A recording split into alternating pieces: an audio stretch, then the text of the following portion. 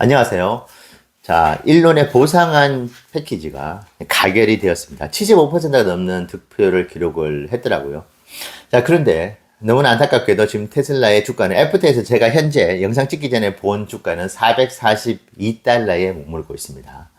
468달러로 시작을 했었는데 보상안이 가결이 됨에도 불구하고 442에 주총이 끝나고 난 뒤에 어떤 반응조차도 지금 좀 싸늘한 것 같긴 합니다. 물론 이제 더 지켜봐야 되긴 합니다. 특히 본장을 또 지켜봐야 되겠죠. 이제 3분기 실적 발표 때도 발표 순간에는 주가가 크게 빠졌지만 결국은 이제 본장 시작하고 주가를 거의 다 말아 올렸잖아요. 플러스로 전환을 했었죠.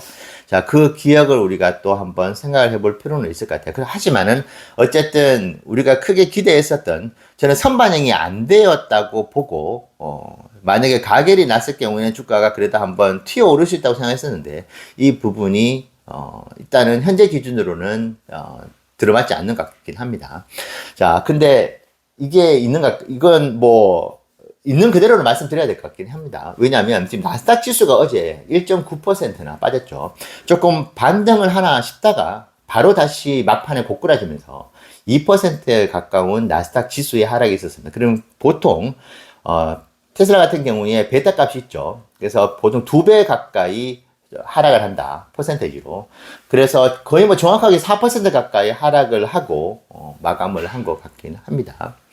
자, 그래서 지금 상황에서 만약에 매크로 환경이 좋았다고 한다면은 이번 보상한 가결 부분들이 충분히 주가에 반영이 됐을 수도 있겠다 싶은 생각도 한편으로 듭니다. 그래서 조금 긍정적으로 보자면은 올라갈 주가가 이번에 매크로 환경이 너무 안 좋게 지금 형성이 되고 있기 때문에 뒤로 밀렸다. 그렇게 생각을 하는 것도 사실은 비약은 아닌 것 같아요.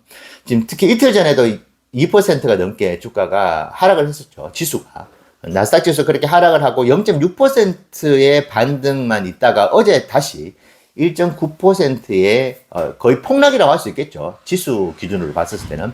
자, 그 부분들이 지금 작용하고 있다. 그래서 매크로적으로 너무나 안 좋은 타이밍에서 현재 이제 주총이 열렸다. 그렇게도 볼 수 있을 것 같긴 합니다. 뭐 어쨌든 다 지나간 이야기입니다. 근데 뭐 과정으로 봤었을 때는 저는 그래도 만족을 한다. 조금 아쉬운 결과가 나오긴 했지만은 주총에 대한 여러 가지 메커니즘에 대해 가지고 그래도 2024년도의 주총 때와 꽤 비슷한 흐름을 보이긴 보였었다. 그래서 거기에 맞춰서 여러 가지 나름의 전략들을 세우면서 매수를 해왔었고, 그 매수 결과가 현재 기준으로도 그렇게 나쁘진 않습니다. 나쁘진 않지만은 결과가 기대했던 것보다는 그렇게 나와주지 않았기 때문에 그 부분이 있는 것 같기는 하네요.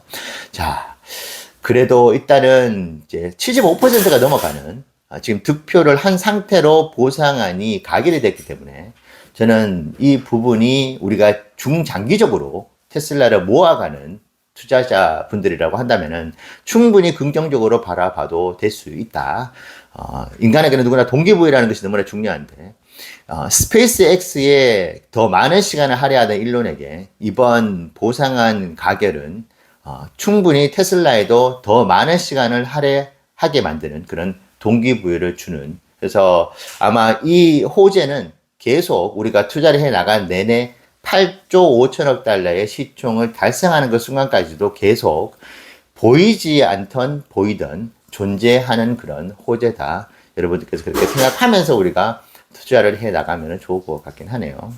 자, 한 번 더 좀 리뷰를 해보자고 한다면은 이제 2024년 주총 때와는 좀 다른 흐름이었죠. 왜냐하면 이제 작년 같은 경우에는 가결에 대한 부분이 미리 주총이 시작되기 전에 나왔습니다. 그래서 몇 시간 전에 발표가 됐었죠. 아마 7, 8시간 전에 발표가 되면서 그 가결에 대한 호재가 주가에 크게 반영이 되면서 5% 이상의 상승이 있으면서 본장을 맞이했는데, 어제 같은 경우에는 결과론적으로 좀 아쉬웠던 것 같아요.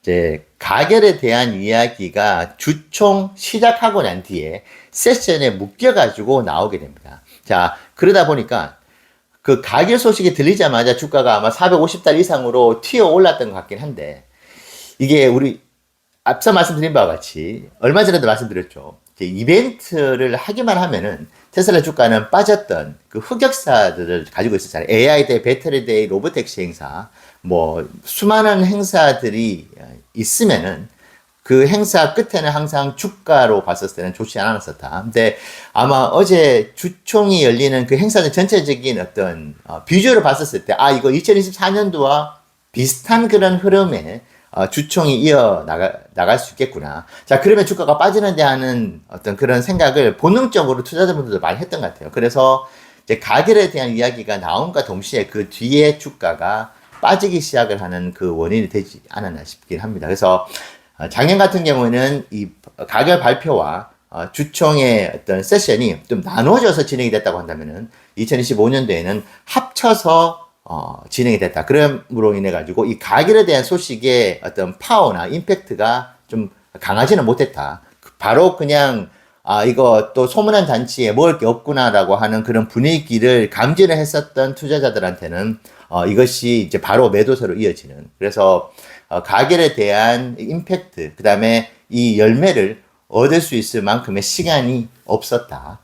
그것이 이제 작년도와 달랐던 이번 2025년도의 주총이었지 않나 생각이 듭니다. 그리고 제가 원어로 쭉 이제 주총을 다 들었는데, 주총에서 나왔던 이야기들 중에서 특별하게 나온 이야기가 없는 것 같아요. 이미 제가 다 알고 있는, 아마 여러분들께서 다 알고 계시는 이야기들이 다시 한번 반복이 되는 그런 형태의 주총이었다. 자, 그러다 보니까 당연히 이제 소문난 잔치에 이제 먹을 것이 없는 그런 반응이 주가에 나올 수밖에 없었다. 그렇게 생각하고 있고, 특히 이제 플라잉카 이야기도 나오면서 로드스터에 대한 이야기를 꽤 많이 기대했고, 특히 이제 고가의 라인이잖아요. 가장 비싼 자동차가 되는 것이 이제 로드스터, 이 테슬라의 라인업인데, 양산의 시기가 뭐 기사로 보니까 3년 이후에나 가능할 것이다라는 이야기도 있었었고, 그래서 내년에는 로드스터가 나오지 않는다는 이야기가 나오면서 오히려 주총에서 어떤 선물 보따리들이 좀 나올 줄 알았는데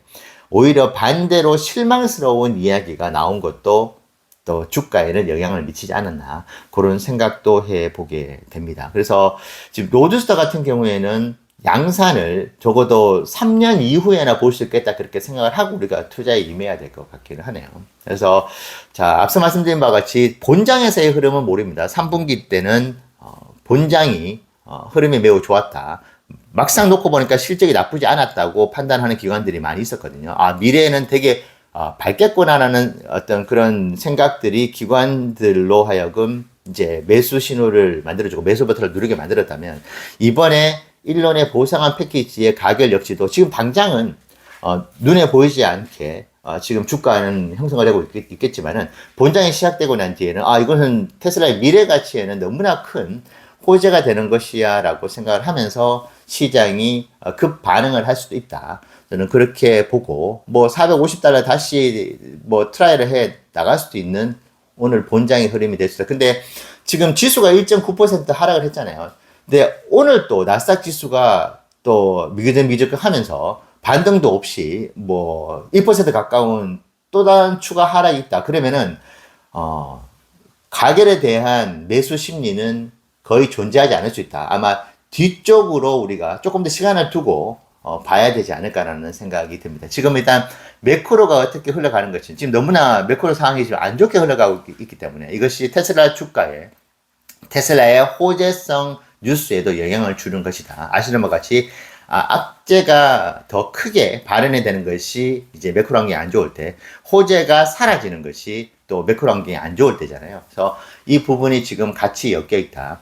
그래서 지수가 더 하락을 하고 완전히 공포 구간으로 다시 접어들게 된다. 지금보다 더 극심한 공포 구간으로 들어가게 된다고 한다면은, 지금 $440대 지금 걸쳐 있는데 $420를 다시 트라이 하러 내려갈 수도 있다. 자, 그러면은 이번에는 $420를 지키기도 쉽지 않을 수 있거든요.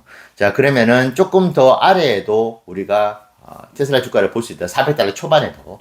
자, 그렇게 조금 보수적으로 더 바라보면서 투자를 해 나갈 필요가 있을 것 같아요. 그래서 지금 매수세가 생각보다 더 들어올 수 있고, 지수가 그래도 계속 2% 가까운 지수 하락이 두 번이나 했었는데, 이제는 또 본격적으로 반등을 하겠지라는 또 심리가 들어올 수 있는 것이 아무도 모릅니다. 자, 그렇기 때문에 상방으로 뚫고 올라갈 수도 있고 하방으로 또 뚫고 내려갈 수도 있는 지금 상황에서 가장 안정적인 방법은 분할 매수다. 그래서 조금씩 상황에 따라서 그러면 평균이 되잖아요. 그 평균이 되지만 결국은 가결에 대한 뉴스가 결국은 주가에 반영이 되는 날이 온다. 그러면 주가 흐름은 우리가 원하는 방향으로 또 지금 당장은 아니지만은 얼마 후에 보여질 수 있다. 또 그렇게 생각을 해 주시면서 만약에 투자를 해 나가신다고 한다면은 분할 매수 전략이 유효할 수 있다 말씀드리고 싶고, 마지막으로 목표 주가가 지금 계속 올라가고 있잖아요. 저는 지금 가결이 됐기 때문에 기관들의 목표 주가가 더 상향 조정될 수도 있다. 뭐 600달러를 부르는 기관들도 생긴다고 한다면은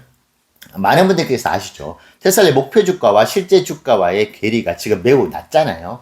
그렇다고 한다면은 튀어 올라갈 룸이 또 없지만은 않다. 그렇게 생각을 해 주시면서 좀 주가가 더 흘러내리더라도 마음 편하게 투자를 해 나가시면 좋겠습니다. 네, 감사합니다.